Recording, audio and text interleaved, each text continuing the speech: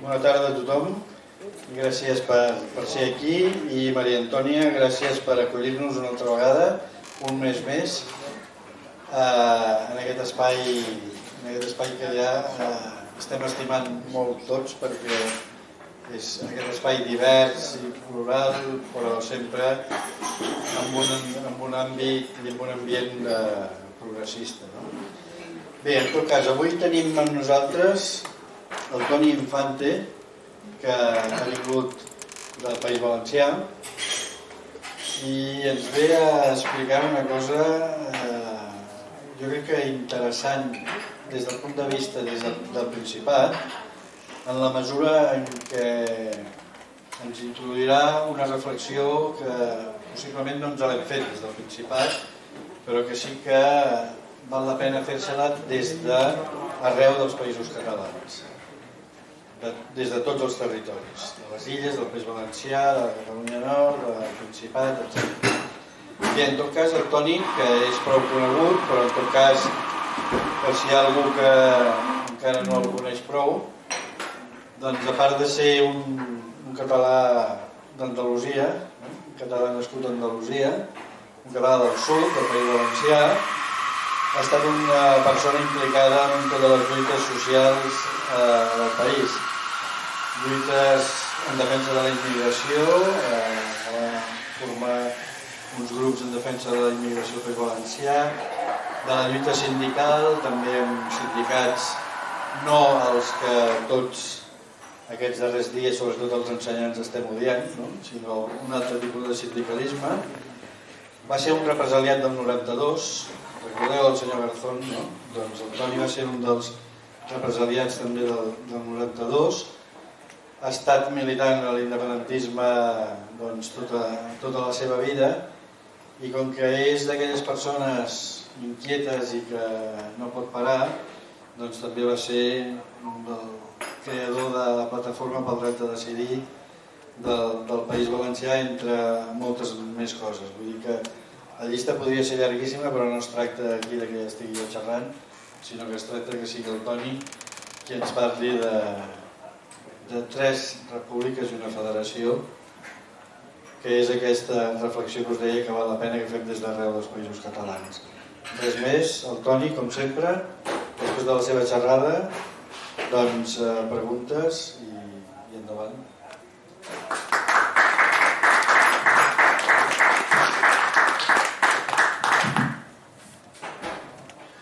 Molt bé, bona vesprada a tots i totes. Moltes gràcies, Narcís, per la presentació. S'escolta així? Va bé? Així, va bé? Molt bé. Intentaré acostar-me una mica més. Doncs sí, la idea era parlar de 3 repúbliques i una confederació. Catalunya, País Valencià i les Balears. Aquestes 3 repúbliques, diguem que conformen la major part de l'àmbit lingüístic i cultural nacional nostre, cal pensar també en la resta de territoris. Cal pensar en Andorra que ja és un estat, una mica sui generis per un estat, cal pensar en la Franja de Ponent, cal pensar en el Carxe, cal pensar, com no, en la Catalunya Nord o del Nord i en la Guerra, és a dir, en tots els territoris. Però, d'alguna manera, per la seva importància demogràfica i política, vaig situar el tema de 3 repúbliques, una confederació. La voluntat, almenys des del País Valencià estant, és la d'iniciar o continuar un debat sobre com podem transitar, com el nostre poble pot transitar d'un desig de dotar-nos d'un àmbit nacional compartit a una realitat en construcció. És a dir, d'aquest desig més o menys utòpic a una nació real en construcció. Quan parlem de nació, sovint ho fem com si fos una realitat objectiva, natural, definida per la llengua, pel territori i per la història. Tanmateix, una part important de la teoria política contemporània ens obliga, si més no, a complementar aquesta idea. Gramsci, per exemple, per ell, la nació no és una realitat eterna, natural o purament ètnica, sinó una construcció històrica, cultural, política, vinculada a les relacions de poder i a l'hegemonia social. El gran teòric Sartre s'allunya tant del nacionalisme essencialista com d'un cert internacionalisme abstracte i buit que menysprea les realitats nacionals existents. Per a ell, la nació és un espai concret on les classes socials lluiten per dirigir la societat i construir consensos que conformen la nació. Per a ell, un projecte emancipador necessita que estigui arrelat en la societat i que siga nacional i popular des d'un punt de vista concret, no simplement des de l'extracció desvinculada des del poble. Va haver un altre teòric, Benedict Anderson, que va situar que les nacions són sobretot comunitats imaginades, però no imaginades com a sinònim d'inventades, sinó que la comunitat hem de fer-la nostra, hem d'imaginar-la. I una vegada la imaginem, col·lectivament podem construir-la. Si jo ara faig la pregunta, vos heu imaginat de manera seriosa la construcció de la nació que abarque el País Valencià, Catalunya, les Illes i la resta de territoris? Jo crec que aquesta és una pregunta cabdal, perquè si no ens imaginem el futur, difícilment podrem construir-lo. El problema apareix quan aquesta comunitat imaginada de Benedict es converteix en una essència immutable, ètnica, com si la simple reafirmació identitària poguera substituir l'anàlisi polític. Això ens porta a una idea clau. Tota construcció nacional té, si més no, una doble dimensió. Una dimensió material, és a dir, el poder, l'economia, les institucions, i una altra de dimensió més simbòlica, fonamentalment la representativitat col·lectiva. Sense aquesta segona dimensió, la primera no es pot consolidar. Però, per això, si volem pensar en una articulació política de Catalunya, el País Valencià i les Illes Balears i la resta de territoris, la primera pregunta no pot ser només institucional. Ha de ser anterior. Som capaços d'imaginar-nos com a comunitat política? La segona qüestió és plantejar-nos l'objectiu i també el problema metodològic. No es tracta de presentar, ni és voluntat meva, presentar un model acabat, sinó de contribuir a ordenar un debat que sovint ha estat formulat, a la meva manera de veure, de manera molt insuficient o, si més no, molt limitada. Durant dècades, el discurs sobre els països catalans ha oscil·lat entre dues tendències certament problemàtiques. D'una banda, formulacions excessivament abstractes, en un contingut de nivell massa generalitzat. Era com un significant buit que tant pot servir per entendre una cosa o la contrària, o tot o no res. I, d'altra, també plantejaments de caràcter més militant, sovint massa desvinculat d'una anàlisi concreta de la realitat social en la qual vivim. I paral·lelament, no cal dir-ho, la negació de la nostra existència com a nació per banda dels estats que ens ocupen, fonamentalment l'estat espanyol, francès i l'italià. Aquesta doble delimitació ha dificultat la seva traducció en pràctica política efectiva.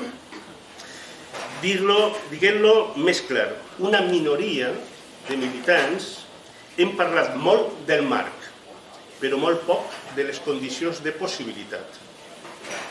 I sense una anàlisi rigorosa de les condicions socials, econòmiques, polítiques, etc., qualsevol proposta corre el risc de quedar-se en l'àmbit merament declaratiu, en la proclama gairebé buida. En aquest sentit, una part del debat ha caigut sovint en formulacions de tipus tautològiques. Som Catalunya, o som països catalans, i res més. Per aquestes afirmacions, per si mateixes, no expliquen res si no s'acompanyen d'una anàlisi de les contradiccions reals, de les diferències de consciència política i de la correlació de forces existent en cadascun dels països, en cadascun dels territoris.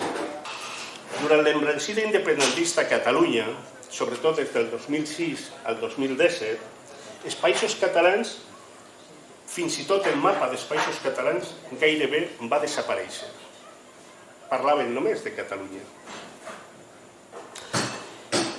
Tercera qüestió, evolució i límits del concepte. El concepte de països catalans té una genealogia ben complexa.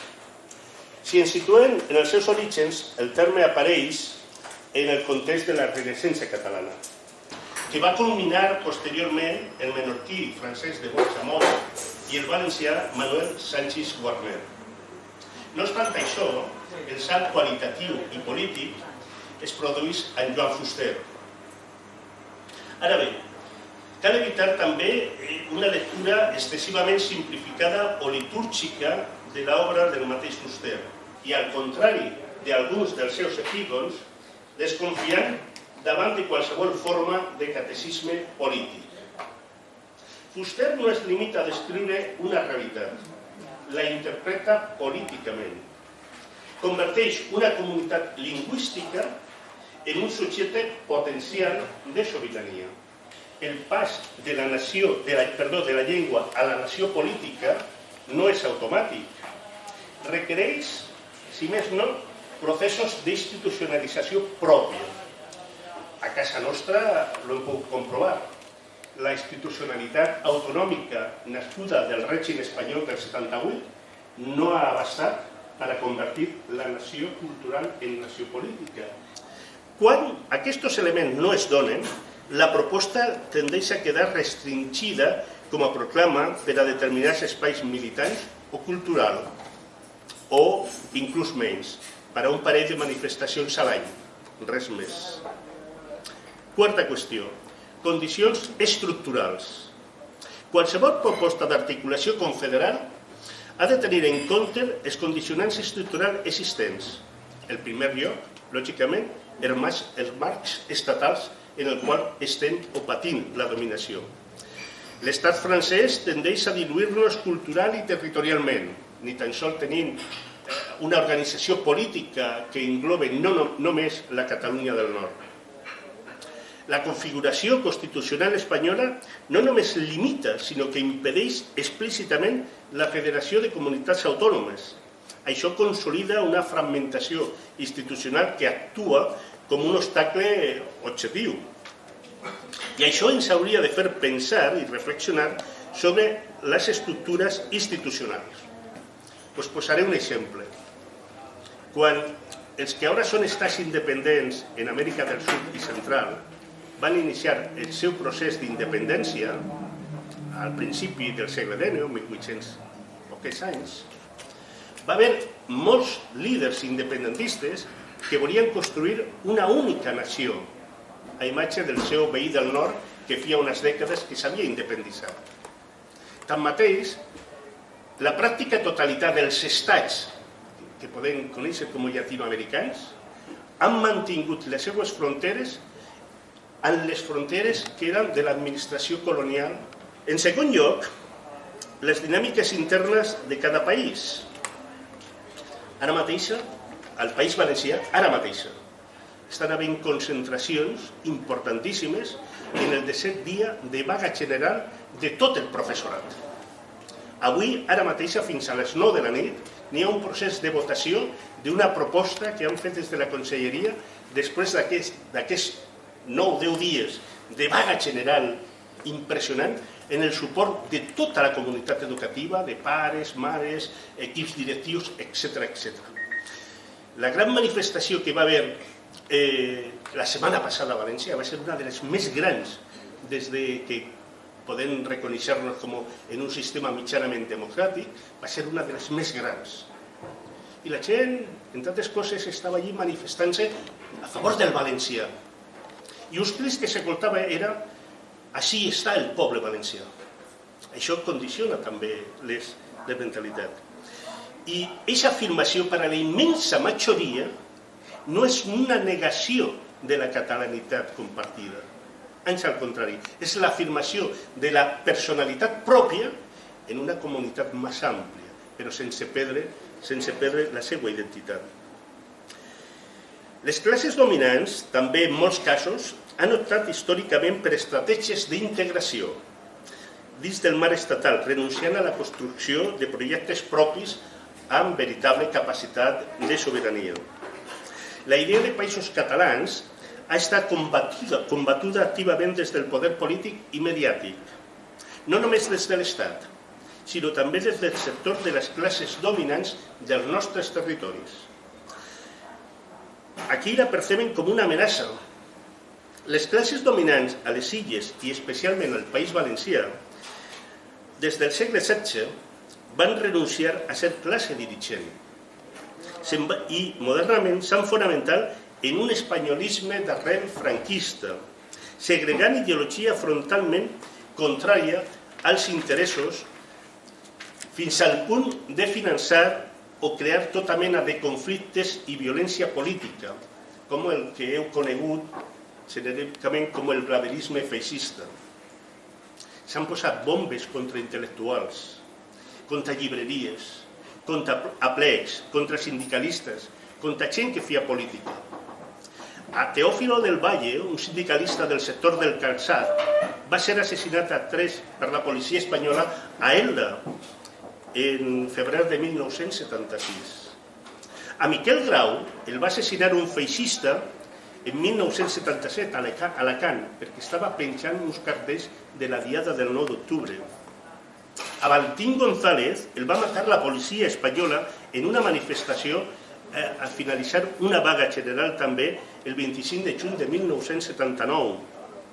A Guillén Agulló i Salvador, un militant independentista i maulet, el van assassinar a Montanejos per un altre feixista espanyol fa 33 anys. En un recent llibre, l'historiador Borja Rivera afirma que entre 1975 i 1982 hi hagué al País Valencià 522 episodis de violència política remarcable, almenys 68 atentats amb bomba i una trentena d'atemptats a llibreries i un mínim de 10 assassinats polítics. Això representa només una part de la denominada Batalla de València. A les illes,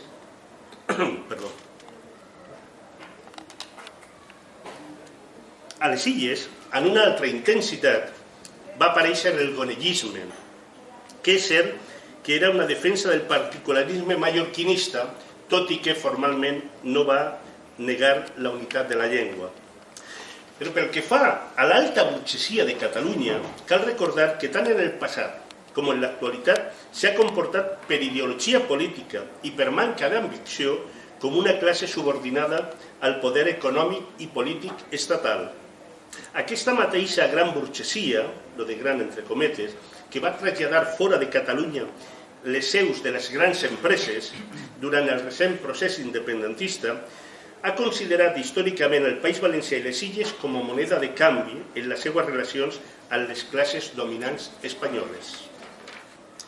Per tant, no es trobem davant només d'un problema de definició conceptual, sinó davant d'un problema de correlació de forces. En aquest sentit, el problema no és només institucional o conceptual, és sobretot d'hegemonia social. Qui construeix el sentit comú majoritari en cada territori? Aquesta pregunta hauria de fer-nos pensar. Sense capacitat d'incidir en aquest terreny, qualsevol proposta queda reduïda a espais militants, minoritaris, a vegades fins i tot marginals. Cinquè, autocrítica i límits polítics. Tot anàlisi, per estar complet, exigeix incorporar també una dimensió autocrítica. En diversos moments, els plantejaments polítics han incorregut en errades rellevants. Una certa tendència a la simplificació de la realitat. Una lectura massa lineal dels processos històrics i una desconnexió respecte a les condicions materials de vida de la majoria del nostre poble. En el fons, es tracta d'un problema ja assenyalat per Lenin i altres teòrics, quan advertien que una de les formes més estèrils de radicalisme consisteix a convertir les consignes en absoluts abstractes desvinculats de la realitat concreta. El fusterianisme, arrelat especialment al País Valencià en sectors antifranquistes i polititzats. La senyera quadribarrada guanyà presència, mentre que la senyera coronada, que és la de la ciutat de València, quedava associada al valencianisme continuista i en bona part al marc franquista i al blaverisme durant la transició postfranquista. Tot i això, els dos símbols van conviure durant un temps, però en el període que va de 1977 al 79 es va marcar un punt d'inflexió, perquè des de l'Estat van decidir que no podien consentir una majoria d'esquerres i menys culturalment centrada o autocentrada al País Valencià i van utilitzar el debat identitari, polititzant-lo obertament. Sectors com el RAF penal van imposar la defensa de la senyera coronada en clau confrontativa. És l'altra part de la batalla de València.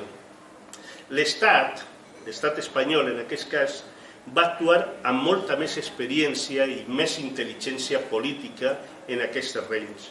No només institucionalitzant la divisió que he comentat adés, sinó que va explotar les diferències simbòliques i terminològiques. Va contraposar la senyera coronada de la quadribarrada i el terme valencià al de català. Per a fer-vos una idea, recorde que quan vam presentar la plataforma pel dret a decidir del País Valencià en el 2013, recorde que vam fer un vídeo on van recollir totes les quadribarrades de tot l'àmbit nacional i cultural nostre.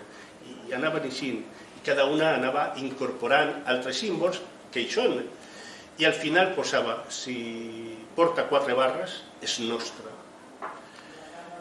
Des d'una part de l'independentisme es va caure en la trampa i li va fer el xoc a l'Estat revestits de blaverisme, enrocant-se en una terminologia que era aliena per a la majoria, multiplicada exponencialment pels mitjans de comunicació al servei del poder i especialment pel diari certament criminal Les Províncies. Des de Catalunya tampoc es va ajudar. Per exemple, quan es va redactar l'Estatut de Catalunya, i en aquest apartat crec que és el 5è, el 4 o el 5è, diu el català és la llengua del poble català tal. Si hubieran posat un parèntesis, el català, denominat popularment al País Valencià com a valencià, s'hauria fet un pas gegantí, eliminar infinitat de discussions. Ara mateix, la meitat del poble català i més de la meitat del poble valencià no saben que català i valencià és la mateixa llengua. Ara, avui, en el 2026.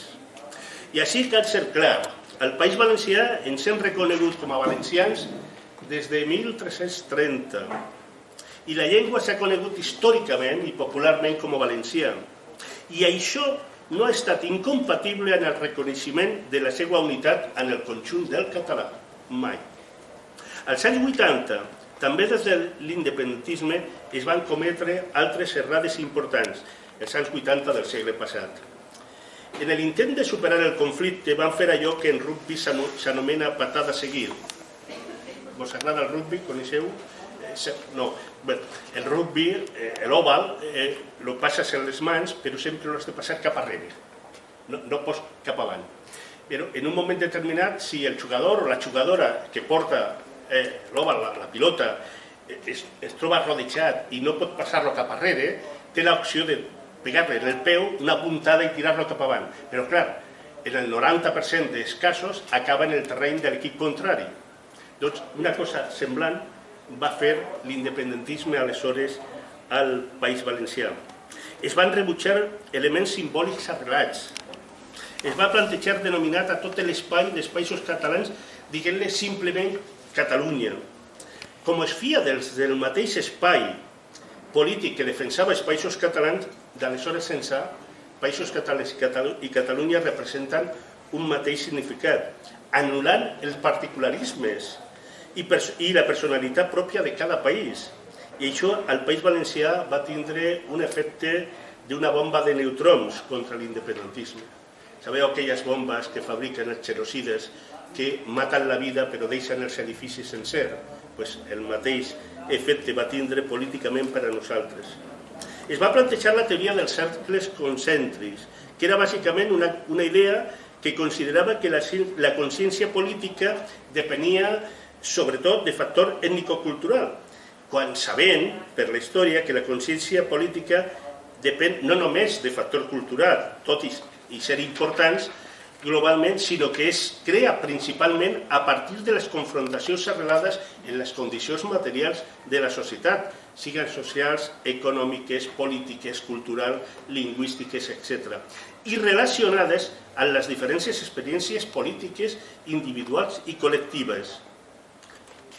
Estos dies, en la vaga de l'ensenyament del País Valencià, hem vist persones castellanoparlants, jo soc castellanoparlant, la meva llengua materna és això, i hem vist grups importants de persones castellanoparlants exigint el valencià en l'escola, exigint més valencià, la dignitat i tot això. Això pot semblar una contradicció en un moment determinat, però és un avanç.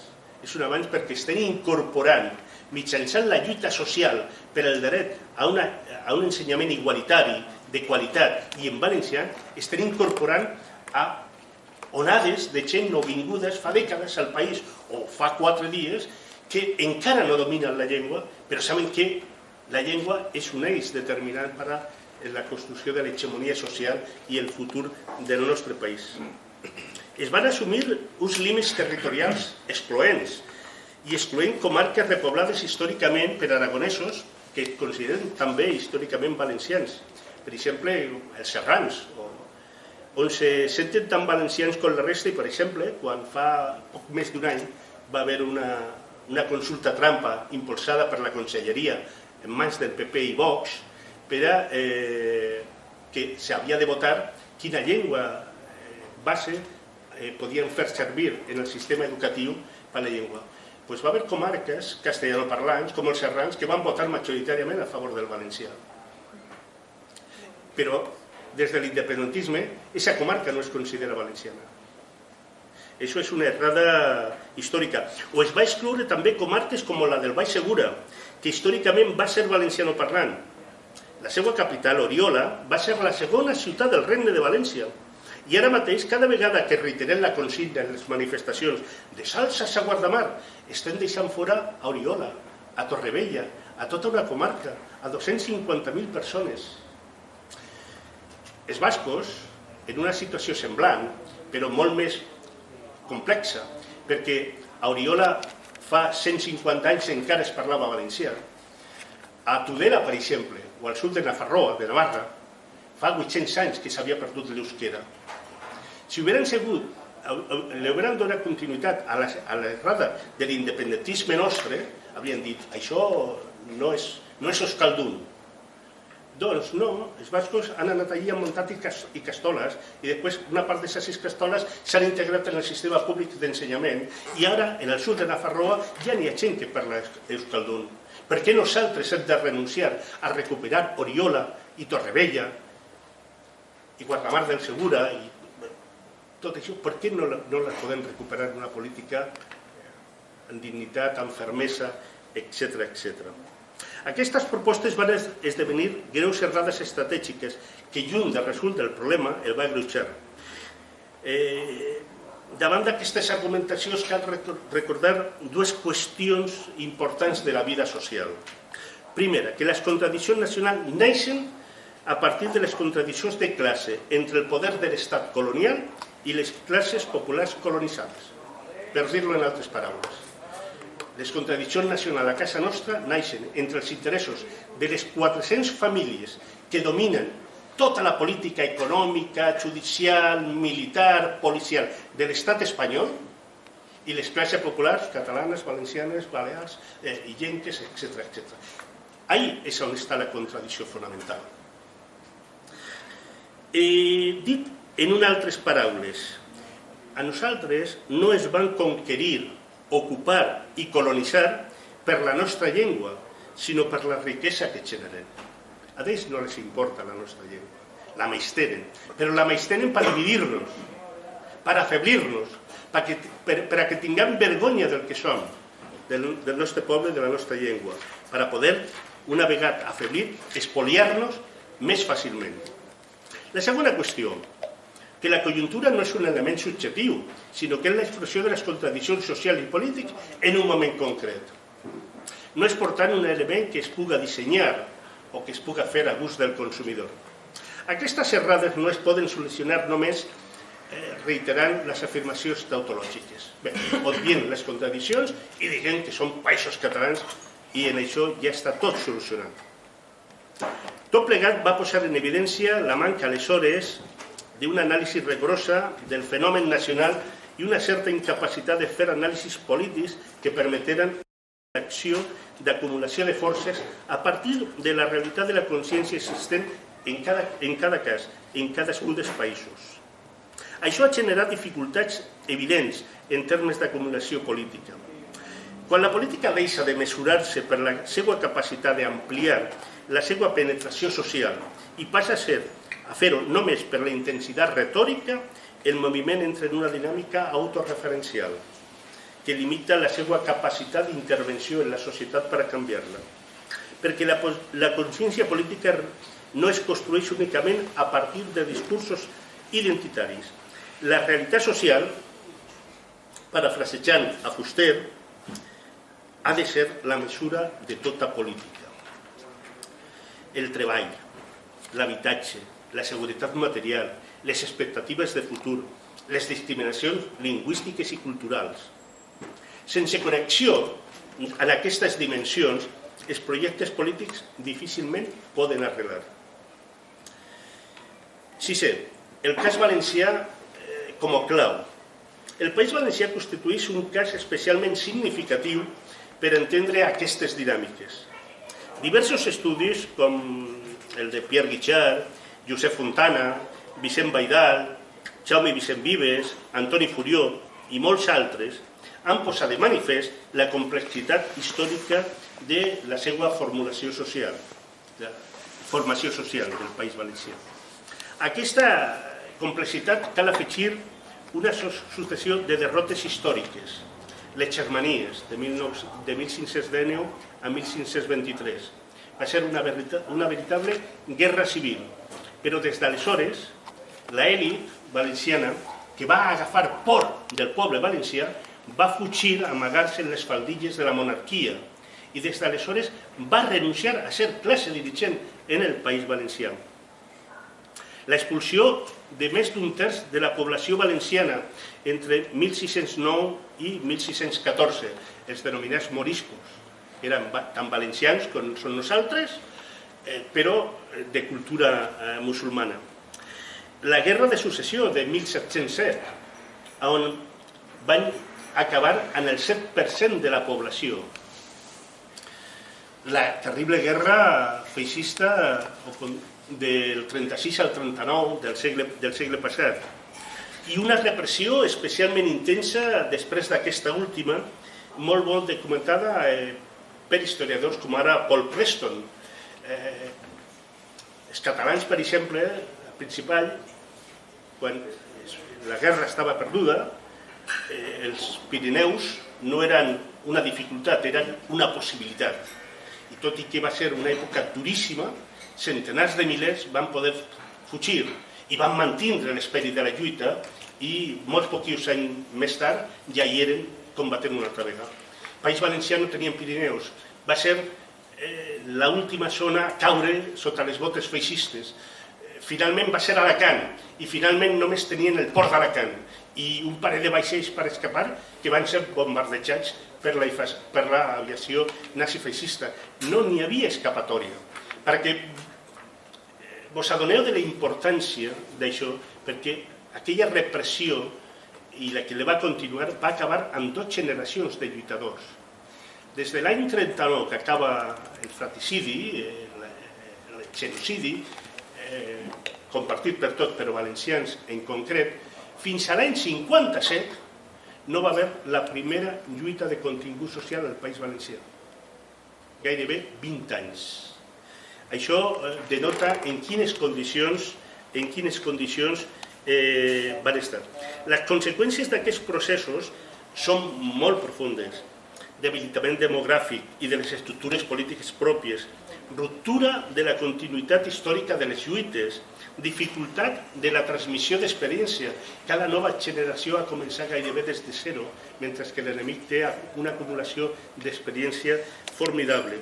Tot això condiciona de manera directa les possibilitats del present. En aquest context resulta útil i plenament vigent la idea formulada per un altre teòric, en aquest cas un xinès, Mao Zedong, sobre la necessitat d'identificar la contradicció principal en cada moment històric.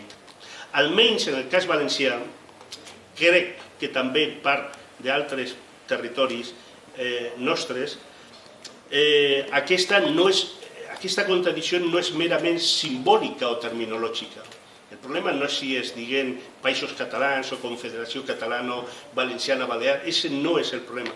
La contradicció fonamental és la subordinació política que patim respecte a l'ocupant, al nostre enemic, i la capacitat real que té el nostre poble per a poder decidir al País Valencià, a Catalunya, a les Illes i a la resta de territoris. Setè, la confederació, un marc com a proposta.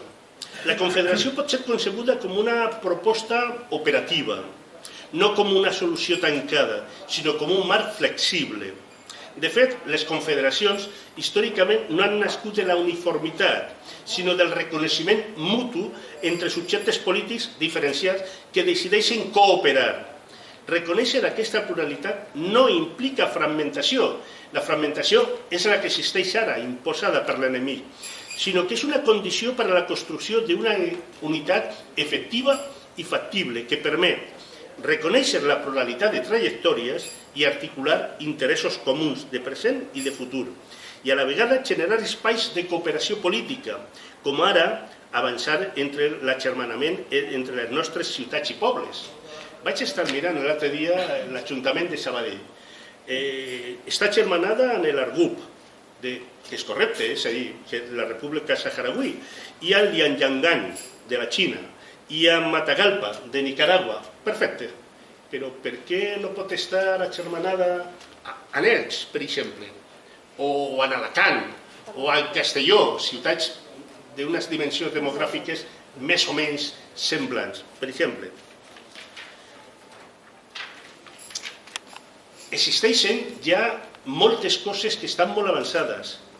Per exemple, tenim la Federació en Lluc, tenim on està Òmnium, Acció Cultural i l'Obra Cultural Balear, tenim la Confederació d'Entitats Sobiranistes entre l'Assemblea Nacional Catalana, la Plataforma pel Dret a Decidir del País Valencià i l'Assemblea Sobiranista Mallorca.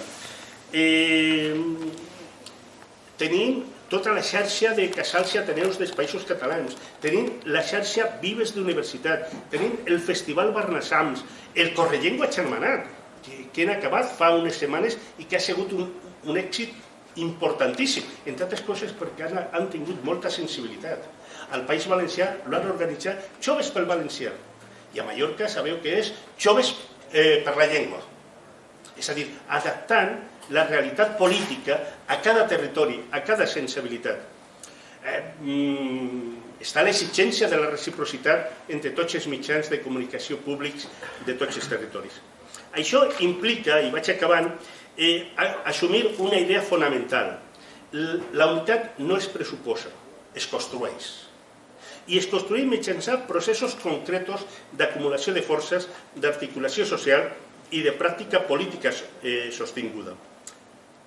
Per acabar, les nacions no són realitats donades, són processos històrics en construcció, i això significa que podem avançar, però també que podem quedar bloquejats, i fins i tot, si no encertem, definitivament podem fins i tot desaparèixer. Imaginar un futur compartit és imprescindible, però només serà útil si som capaços de traduir-la en la pràctica política real. Aquest és, en última instància, el repte, però la política emancipadora no consisteix a preservar paraules o consignes, sinó a obrir possibilitats històriques reals en les condicions realment existents. La història ens mostra que els moviments no fracassen només per la força dels nostres adversaris o dels seus adversaris, sinó també quan deixem de pensar i recordeu que el pensament és sobretot un exercici col·lectiu. Moltes gràcies.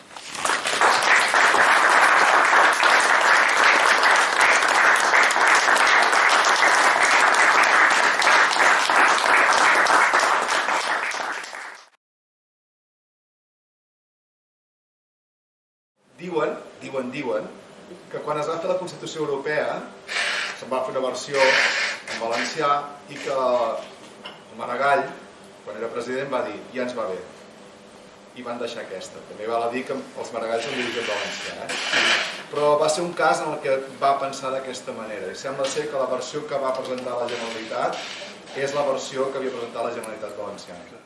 Crec que portem ja més de 40 sentències judicials que afirmen que valencià i català són la mateixa llengua. Però aquestes sentències no han evitat un conflicte polític a mans de l'Estat i instrumentalitzat per l'Estat. Nosaltres jo crec que tenim l'obligació d'intentar elegir les batalles que hem de donar per a guanyar-les i no deixar que sigui l'enemic constantment qui decidisca quines batalles hem de donar, perquè segurament tindrem les de pedra. I en el tema de la llengua és vital. O el fet negatiu que baixen dirigents polítics catalans al País Valencià i parlen castellà, igual o més negatiu que dirigents polítics valencians parlen en valencià en València o en Castelló i parlen en castellà en Alacant. O que dirigents valencians pugen o vinguin a Catalunya i aleshores parlen en castellà. És a dir, la llengua hem de dotar-nos d'una estratègia guanyadora. Si és la mateixa llengua en tots els accents que vulguem, com qualsevol llengua, doncs hem de fer-lo palès i hem de fer-lo llei també. I si en les nostres normatives es recull que la llengua catalana al País Valencià es diu històrica i popularment valencià, no passa res, igual que a l'Alguer es diu alguerès i continua sent exactament igual que catalana. Surten parlamentàries que van descaradament contra la llengua, la gent cada dia, com veus aquesta situació? Les normes electorals estan fetes per ells. I aleshores, per exemple, aquests dies, diumenge, va haver eleccions a Andalusia. Hi ha hagut un resultat i ens la van posar com si fos una cosa que ens afectara directament i la van mal. Obvien, a l'hora de fer els anàlisis de les majories i les minories, obvien una cosa molt important, i és que, per exemple, en Andalusia el 35,2% de les persones amb dret a vot no han votat. És a dir, el nucli més important que ha optat per una opció determinada és l'abstenció. Molt més que el PP, que ha guanyat i que només lo han votat, no arriba a 27 persones de cada 100. M'explique? Al País Valencià, jo farà un any i escaig, jo vaig fer un article en el qual deia que aquesta majoria era una majoria electoral la que tenia el PP i Vox, però no una majoria social. De fet, el PP té la presidència de majoria i del global de la població només l'ha votat el 17,9%. Sí que és veritat que una vegada comptes les persones que voten i lleves gairebé el 40% de l'abstenció i ja puja el 30 i pico per cent. Les sumes el de Vox i ja tenen la majoria. M'explique? Nosaltres hem de trencar en els nostres anàlisis també, en el nostre imaginari col·lectiu, que malgrat que en un moment determinat tenen la majoria jurídica, la majoria legal, amb les seues normes, no tenen la majoria social. De fet, dissortadament, el 29 d'octubre del 2024 van patir una dana, una gota freda d'estes immenses, i per la gestió criminal del Mazón i del seu govern van morir 230 persones i van quedar arrasades 5 comarques, però arrasades que encara queden centenars d'edificis que els ascensors no funcionen, any i mig més tard, que n'hi ha gent que té disminuïda la seva capacitat de mobilitat i que no pot baixar si no la baixen per una mena de grua, etc. Doncs bé, aquella gestió criminal va anar acompanyada també d'un abandonament per banda de desaparèixer de l'Estat. Les emergències que uns mesos abans havien estat en 48 hores, havien estat a Grècia i a Turquia, van tardar més de 78 hores en arribar als primers pobles afectats per la pantanada. M'explico?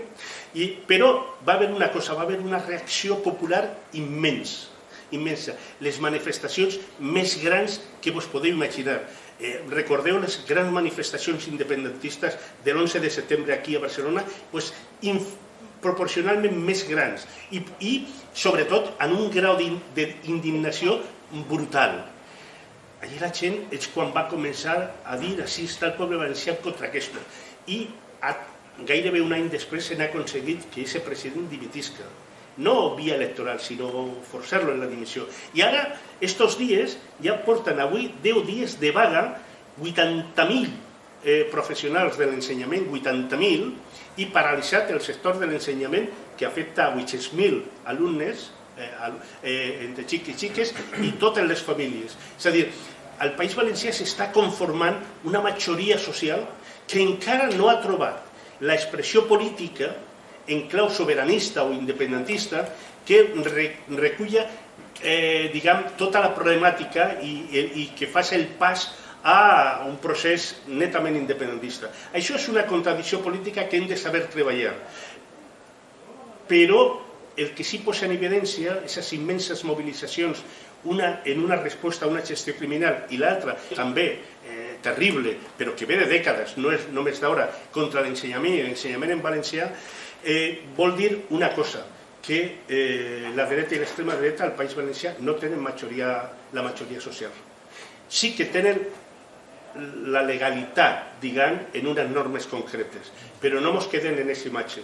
Igual que no és bo que quan governaven en l'època anterior al Botànic, el PP que va estar governant 20 anys, aquella idea generalitzada que els valencians eren corruptes. No, eren corruptes una minoria que estaven en el poder, que gaudien de les fonts del poder, igual que són corruptes a Madrid o altres llocs, però no la immensa majoria del poble valencià. Nosaltres, i vosaltres que sou activistes, dirigents, gent d'influència, heu d'ajudar-nos també a rentar aquesta imatge perquè en l'imaginari col·lectiu puguen anar acostant la realitat social del País Valencià, de Catalunya i de les Illes. Jo sé que fa molt de mal veure que tenen un president suportat per la dreta i l'extrema dreta, però és una majoria és una majoria que respon a una proporció del 60% de la població. L'altre 40% és abstenció. D'acord, però el nom sí que és important. De la mateixa manera que dius, no podem... Si no l'imaginem el país, si no l'imaginem, si no ens el posem al cap, no el podrem construir. Doncs això del nom sempre ha sigut una batalla, no? I tu mateix has dit... El terme Països Catalans en si mateix a mi m'agrada, perquè el trobo plural, i és una mica d'arrel fusteriana, més aviat, no? Com ens hem de referir a la nostra nació per entenent això, que Països Catalans, segons qui ho sent, ja ho sent com una agressió. Doncs com ens hem de referir a tot això per poder-ho anar imaginant? I com podem referir-lo? Jo no tinc la resposta. Jo el que sí observe és que per a poder fer els Països Catalans necessitem del País Valencià. I mentre que al País Valencià no aconseguim donar-li la volta a una situació que es va generar fonamentalment per la política de l'enemic, però també per les errades conceptuals nostres, no arreglarà.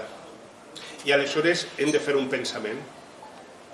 Quina és la contradicció fonamental?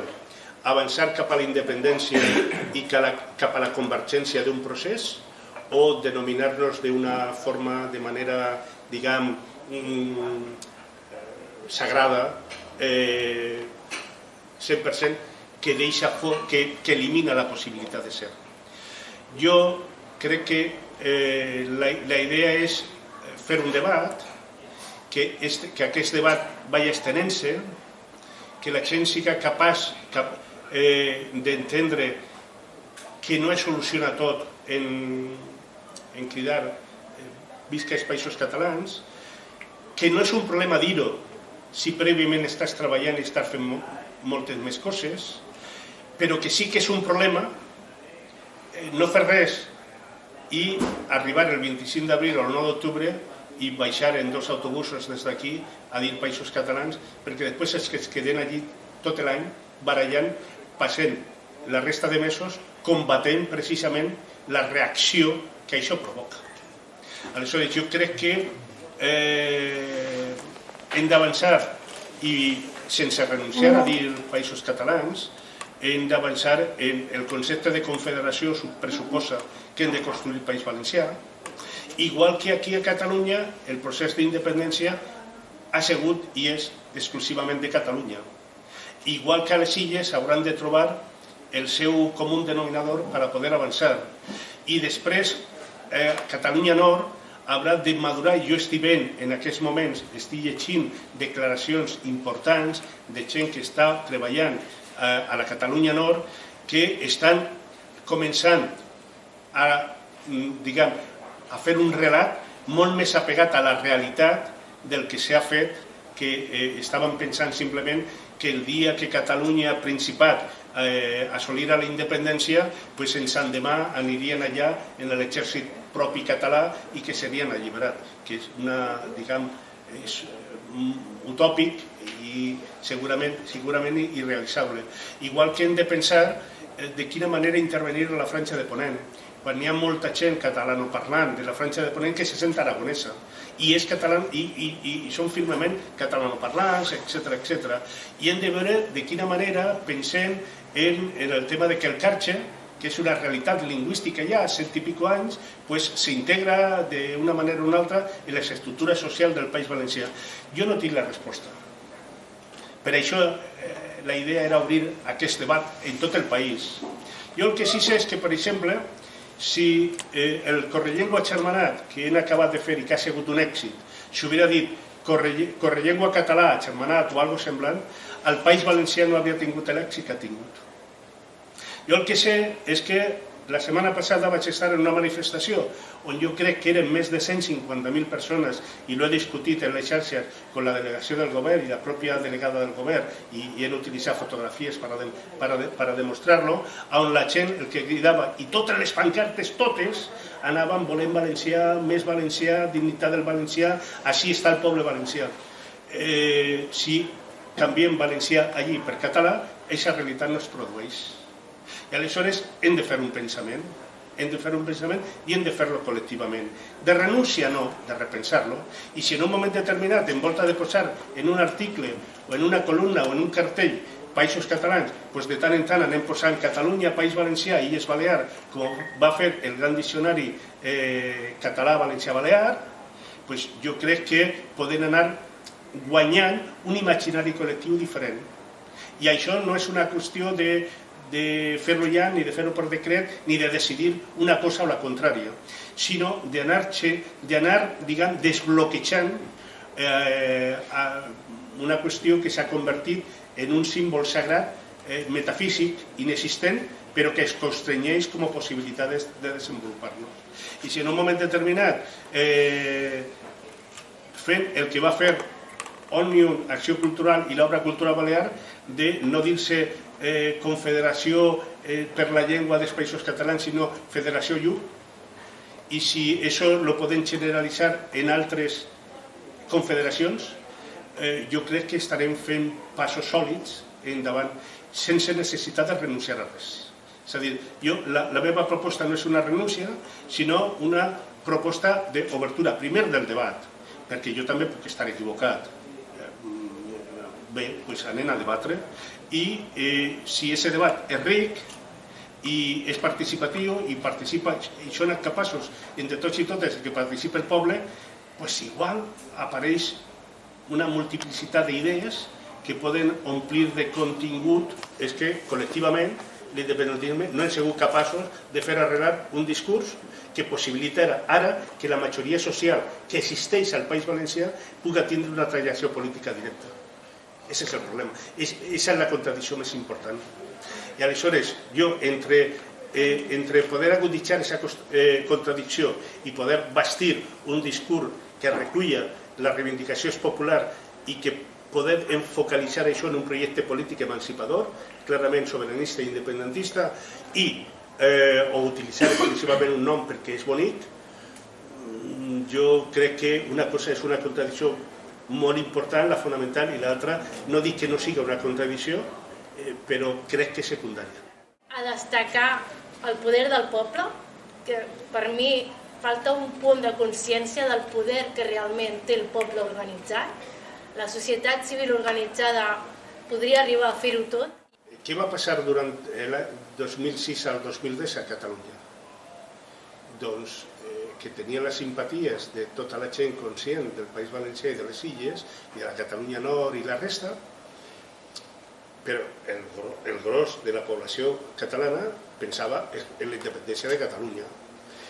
Perquè la vida, al final, i la política està basada en la materialitat. I el que era factible, el que veien factible, era la independència de Catalunya. I aleshores, aquesta idea de països catalans va desaparèixer. Va desaparèixer. Aleshores, esto ha de fer-nos pensar sempre en la materialitat de la vida, que és això, en aquests moments, el tema de l'habitatge, que està impedint que les noves generacions tinguin la degradació del món del treball, la precarització brutal, etc. El tipus de societat, aquestes coses són les que hem de parlar, el tema del transport públic, la possibilitat de futur, de la vida, hem de parlar. Aleshores, quan comencem a parlar en sèrio? Ja, tots els dies hem de fer-ho.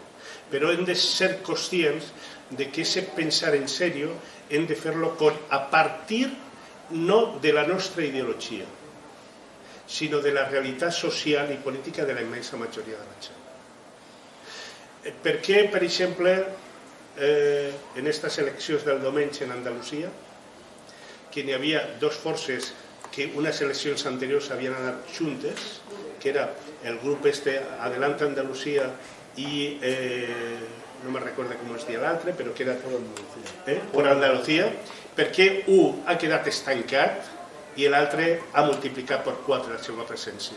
Segurament perquè un ha continuat parlant en l'idioma polític de Madrid i l'altre ha començat a parlar en clau de la contradicció fonamental de les classes populars andaluses contra el poder colonitzador, que també lo pateixen allà. Jo crec que hem de començar a parlar ja, però hem de fer-lo sempre a partir d'això. Ja sé que quan estàs militant i estàs en una organització, en una entitat, el dia a dia, l'organització, tot això es penta a intervenir en política a partir de les necessitats organitzatives i oblidem que hem d'intervenir en política a partir de la realitat social i política de la gent. Jo crec que això és determinant. La segona qüestió, per exemple, tu dius han amortitzat 4 o 5.000 llocs de professionals, de professors i professores en l'escola. Com s'ha assabentat al País Valencià, l'últim cens del Botànic del 2023 era que n'hi havia 82.000, no recordo el pic, de professors i professores, de treballadors de l'ensenyament públic al País Valencià. L'altre dia la consellera del PP va treure números de quan es va costar la reivindicació d'estos 78.000. Van reconèixer que en aquests 2 anys de govern de la dreta i l'extrema dreta han amortitzat al País Valencià també 4.000 i pico llocs dels professionals. D'esas coses hem de parlar i hem d'estar a la guai. I el que dius del tema, jo mal parlo molt el valencià, però jo soc immigrant de primera generació. Jo crec que també és un tema, el tema de les persones no vingudes també hem de treballar-lo molt, perquè estem parlant del 20% i pico de la nostra població. Mireu, si ara entrara per ahir els Mossos d'Esquadra o la Guàrdia Civil espanyola o tal i mos detinguera a qualsevol de nosaltres per qualsevol cosa i ens portara a una presó en contra de la nostra voluntat, nosaltres des del primer minut que entrem en el sistema penitenciari ja integrem el sistema penitenciari. Les persones no vingudes, vinguen o no vinguen, des del primer minut que estan al nostre país ja estan integrats, ja formen part. Una altra cosa és si s'integren en el moviment emancipador, en el moviment recuperador de la nostra essència, de la nostra nació, del nostre projecte, o s'integren en les estructures que l'enemic ocupant ha dissenyat i desenvolupat, entre altres coses, per a utilitzar-los indirectament en contra del projecte emancipador. No sé si m'explique. I ahir, moltes vegades, amb la millor voluntat del món, nosaltres ho facilitem. Perquè com que no considerem que tenen possibilitat d'incorporar-se al nostre projecte alliberador, se'l regalem a l'Estat que l'utilitza contra la majoria sobiranista i independentista.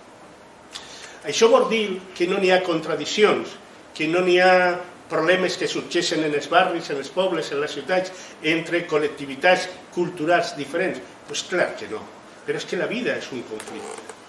I aleshores el que hem de fer és saber quina és la base fonamental de contradicció d'aquest conflicte per a poder intervenir.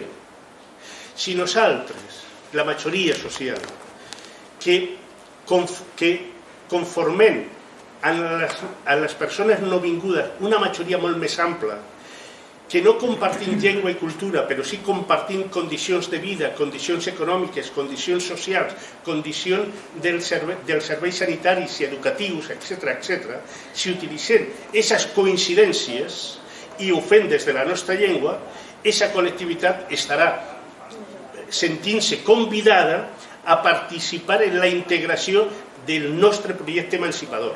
Si nosaltres, d'entrada, perquè tenim por, que venen i que no parlaran la nostra llengua i no sé què, les donem l'esquena, se l'estem regalant a l'enemic. M'explique? I d'això hem de parlar, i hem de parlar perquè n'hi ha unes... I entre altres coses, perdoneu que un minut que m'esbratllen això perquè crec que és important. Els fluxos de mobilitat de la humanitat, primer, són consubstancials a la humanitat mateixa. Des dels primers simis que es van aixecar i es van posar dret en la sabana africana fa no sé quants milions d'anys, fins a nosaltres, el flux de la humanitat és l'expansió, fins a ocupar tots els terrenys, tots els ecosistemes, tots els climes i microclimes de la Terra. Això forma part, és consubstancial a la nostra realitat. A més, han sigut les estructures polítiques, fronteres i tot això, un constructe posterior a la pròpia realitat. Però dit això, que no justifica res, la mobilitat, en aquests moments en el món, la mobilitat afecta només que al 3% de la població mundial, el 3%. El que passa és que aquest 3% s'acumula en uns territoris molt concrets en l'àmbit mundial. Estats Units i Canadà, però sobretot Estats Units en Amèrica del Nord, Europa Occidental, Japó i Corea. La resta no ens assabentem, però la immensa major part de la mobilitat humana va en altres mobilitats. Quin és l'element fonamental que genera aquesta mobilitat? El capital. És a dir, la gent, ho sé per la meva pròpia família i per altres, la gent no es mou a un lloc, anem a veure què tal, perquè per a la immensa majoria de les persones que migren, se juguen, primer, han d'acumular el capital necessari per a poder moure, que és molt. han de posar moltes vegades en risc al conjunt de la família per a garantir que es poden eixir, etc. No? És a dir, el que determina la mobilitat són les inversions del capital en un terreny determinat. Això és el que fa.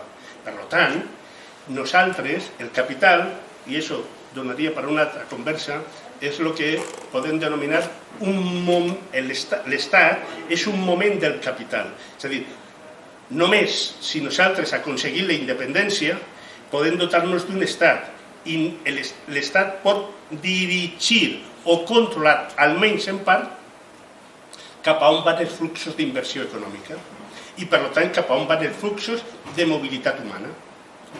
La segona qüestió és que en el món s'han produït canvis determinants que hem d'entendre. Cap ni una de les persones que són ara aquí acceptarien ara mateix determinats treballs que només fan la gent que ve ara de nou al nostre país i que són determinants per a la vida i per a l'economia i per a la reproducció de la nostra societat. I posaré un exemple, que seria la tercera condició. Des de les acaballes de la Segona Guerra Mundial, en uns països abans i en altres després, les dones, afortunadament, vau guanyar una llibertat de mobilitat que va anar acompanyada d'un treball fora de l'espai domèstic. Això què vol dir? Que mentre abans ese 50 o 51 i pico % de la població feia determinades activitats de cura, d'atenció, de reproducció de la vida, des de la Segona Guerra Mundial, una part d'aquestes activitats ha deixat de fer-lo les dones en general, però sobretot en els països econòmicament capitalistes desenvolupats. Això vol dir que necessitem, si més no, una part d'aquest flux de mobilitat. Però només poden intervenir per a fer-lo nostre, per a convidar-los i per a integrar-los en el nostre moviment d'alliberament, si els oferim un projecte en el qual la seva qualitat de vida va millorar paral·lelament a la i, per tant, també tindrem capacitat de construir des de la independència un estat que puga condicionar els fluxos de capital i, per tant, els fluxos de persones no vinculades. Aquest és un altre debat que tenim que fer-ho, que s'està fent de manera molt superficial, molt estereotipada, sense tenir en compte quins són els elements determinants. Per això, la construcció del nostre procés d'independència ha de comptar en la immensa majoria del nostre poble. Jo volia tocar un aspecte dels que has comentat, que és el concepte aquest d'hegemonia. Hegemonia en el discurs, per exemple, que puguem implantar arreu.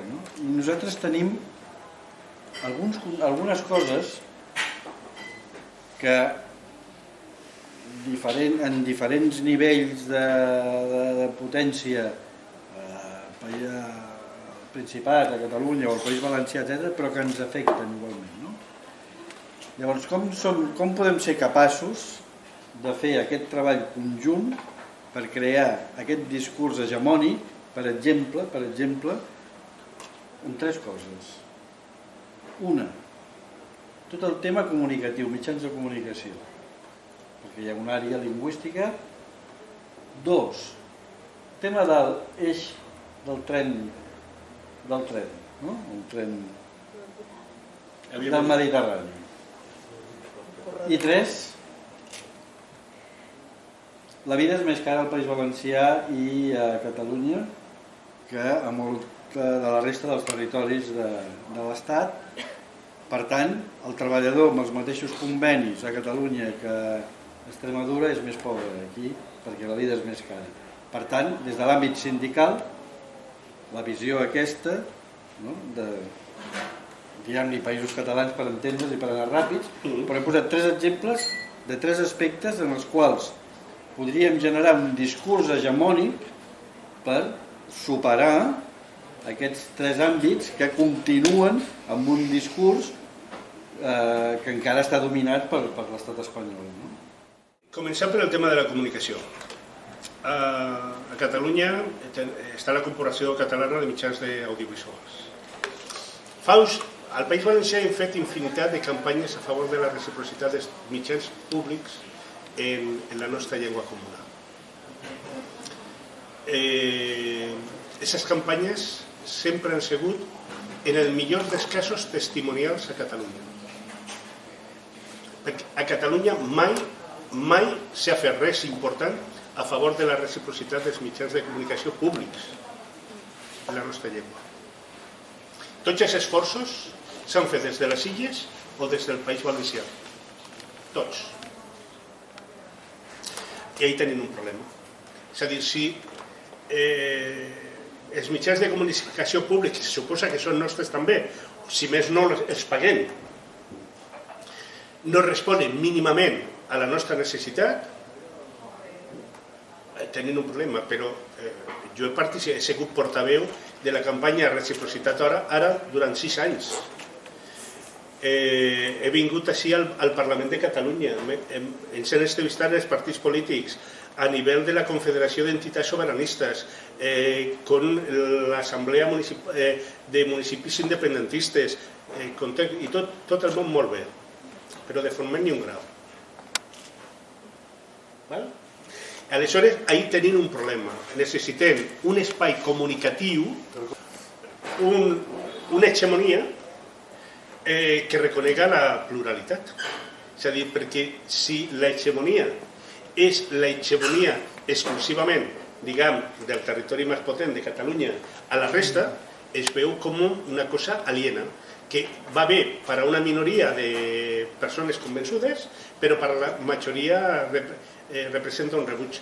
Hem de fer un pla objectiu de recuperar tots els mitjans de comunicació públics en la nostra llengua que puguem compartir sinergies, capacitats pressupostàries, creació de continguts, etc. Fins ara, totes les coses que s'han fet en aquest sentit han sigut molt simbòliques i han tingut poc recorregut entre el nostre poble, poc.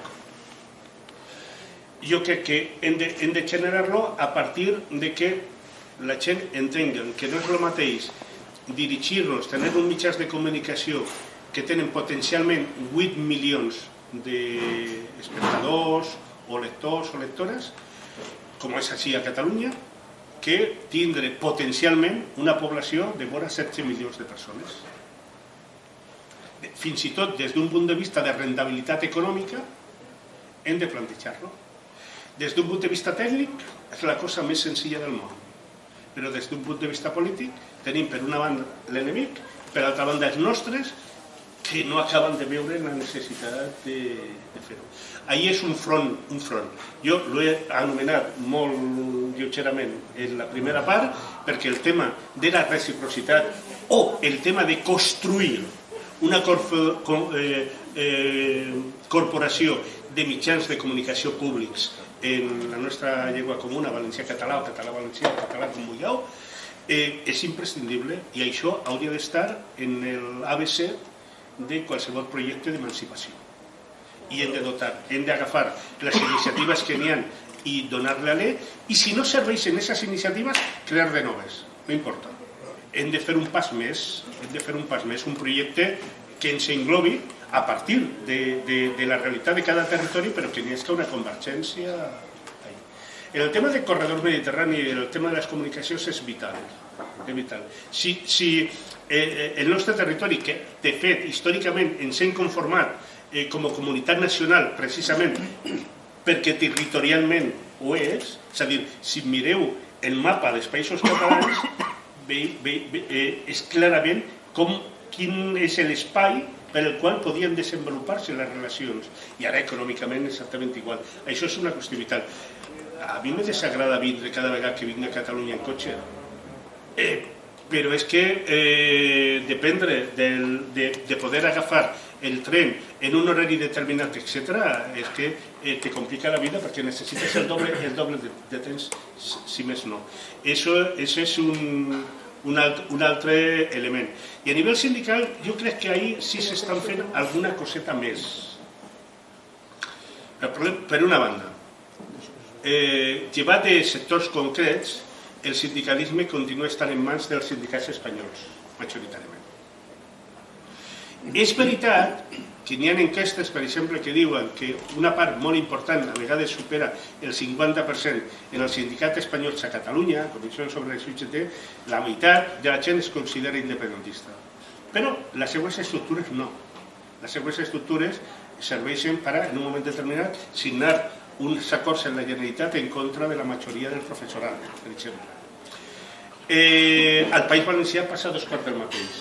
Per què en un país on en els últims anys la capacitat de mobilització en l'àmbit laboral ha anat minvant i la quantitat de vagues i tot això s'ha anat reduint, ha sigut possible que el 29 de maig de l'any passat es fera la primera vaga general del País Valencià i ara porten 10 dies el sector de l'educació en vaga general. Per què ha sigut possible? Pues perquè en determinat sector el sindicalisme espanyol ja no és majoritari. I la vaga general del 29 de maig de l'any passat la va convocar l'Intersindical Valenciana, la CGT, la CNT i la COS.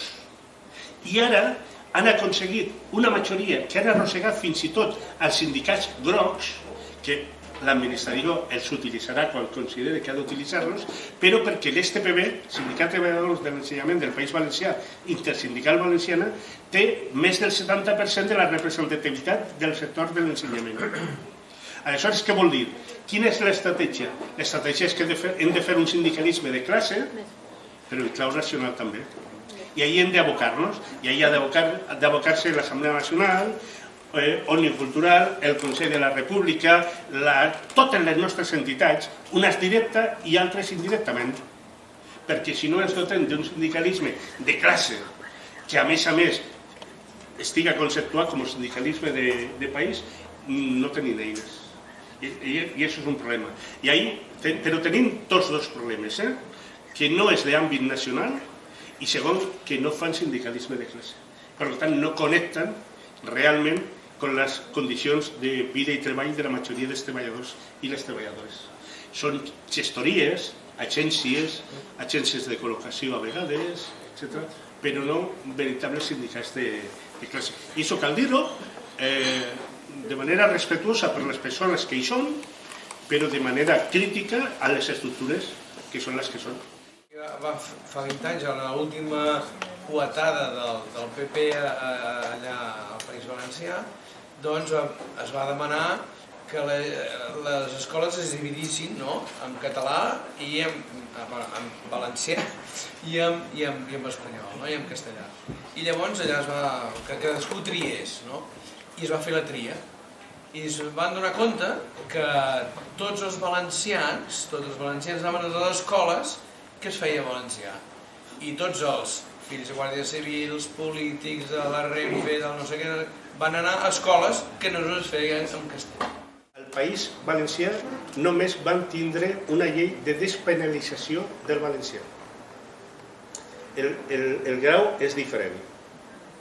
Després, en l'any 83 del segle passat, amb majoria socialista, en la Generalitat que emergia, es va dictaminar la llei d'ús i ensenyament del valencià.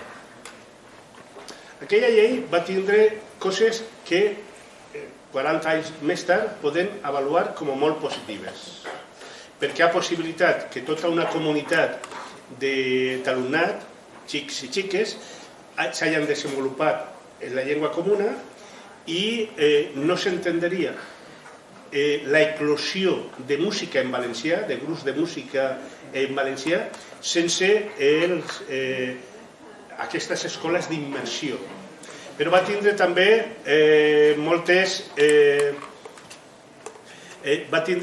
algunes errades, algunes febleses polítiques. Per exemple, va segmentar territorialment on se podia fer escola en valencià i on no. Totes les zones castellanoparlants, que en aquest moment consideraven que eren castellanoparlants, ahir només era optatiu el que poguera fer-se en valencià. Con lo qual es va dividir a la comunitat educativa entre valencianoparlants i castellanoparlants. Això ha anat evolucionant, però això ha possibilitat també, l'ha donat eines que la dreta, especialment en el sud, en les comarques del sud, l'Alacantí, Vinalopó, etc., s'hagi posat com a objectiu traure ciutats de territoris valencianoparlants per escribir-los a territoris castellanoparlants, perquè d'aquesta manera se obviaven el tema del valencià. Aquest problema l'hem viscut reiteradament al Vinalopó, l'hem viscut a l'Alacantí, etc. Malgrat tot, va tindre un cert èxit perquè el que tu dius és tota una realitat. L'alumnat que eixia d'una escola on la línia en valencià, la llengua base era el valencià, han eixit en unes competències no només en la llengua, sinó en els diversos àmbits de treball, geografia, matemàtica, ciència, etc. I molt diferents, i això se notava en qualsevol tipus de control o d'examen. Quan en el 2015 va entrar el Botànic va ser un govern que va fer fora la majoria del PP i conformat pel Partit Socialista, Compromís i Podem, en la primera legislatura des del Parlament i en la segona formant part directament del govern. Ahir se van fer algunes coses, se van intentar millorar, se va millorar prou. En l'ensenyament va créixer el nombre de professors i professores, va baixar, per tant, la ràtio professorat-alumnat, es van eliminar la immensa majoria d'aules prefabricades, que n'hi havia un funt, era un negoci d'un conseller i, per tant, no calia construir, se van eliminar els famosos barracons, etc. Se va generar després els llibres bàsics gratis per a la immensa majoria, para que no quedaran les famílies més empobrides pogueren tindre accés a llibres, tot això. I se van fer tota una sèrie de coses que estaven bé. Però al final de la segona legislatura, o a mitjà de la segona legislatura del Botànic, es va intentar modificar, sense modificar la llei d'ús i ensenyament del valencià i sense traure una veritable llei d'igualtat lingüística, se va traure una llei que era la del plurilingüisme. Con lo qual, l'aspiració era que en totes les escoles es poguera arribar el valencià en una certa proporció, però, per tant, en les escoles que la línia era en valencià tenia que deixar de ser en valencià per incorporar també el castellà. Això va generar un rebot impressionant de la comunitat educativa, centenars o milers d'equips directius van estar a punt de dimitir, etc., perquè va ser un pas darrere. És a dir, per què va ser un pas endarrere? Perquè en els col·legis i els instituts de castellanoparlants la presència del valencià va ser molt reduïda, mentre que en aquells que el valencià era majoritari sí va rebaixar-se al 60% per que entrara al 40%, grosso modo, de castellà. Con lo qual, hi ha hagut un element de divorci entre la comunitat educativa i totes les col·lectivitats de gent que estan a favor del valencià con el que va ser la gestió del Botànic. Això, entre altres coses, va possibilitar que el resultat de les eleccions del 2023 tinguera com a resultat el que hem parlat arran de la teva pregunta, que va créixer l'abstenció. I, de fet, en un resultat polític per banda de la dreta i l'extrema dreta inferior a les eleccions anteriors, van tindre majoria parlamentària perquè els grups PSOE, Compromís i Podem van caure molt més perquè van perdre 250.000 vots que van anar a l'abstenció. Però van anar a l'abstenció no perquè estigueren d'acord en entrar a la dreta, sinó perquè la gestió del govern del Botànic havia sigut absolutament insuficient. No només en el tema de la llengua, però també en el tema de la llengua. Aquesta situació és la que ara està donant com a resultat que el moviment de tot el sector de l'ensenyament, quan reivindica, quan se confronta en una vaga molt dura que li està costant a cada professor i professora 150 euros de mitjana al dia, és a dir, i ja porten 10 dies, és a dir, ja han perdut 1.500 euros, és a dir, han invertit, perquè la lluita també és una inversió, que no només se referisquen a la relació contractual entre la Generalitat i el professorat, que no només se referisquen al sou, sinó que vulguin ampliar els equips pedagògics, baixar la ràtio, garantir el valencià, etc. Perquè arrosseguem un problema que no ha nascut ara s'ha agreujat, però l'arrosseguem des de fa molt de temps. I aquesta és la realitat que tenim allí, una realitat molt punyent, però que, si mirem la part positiva, tenim a milers i milers de persones, professors i professores, les seves famílies, etc., que estan en peu de guerra en defensa de la nostra llengua. I això jo crec que cal tenir en compte, i no sé si els mitjans de comunicació nostres a Catalunya estan fent-se ressò d'una lluita que ens afecta.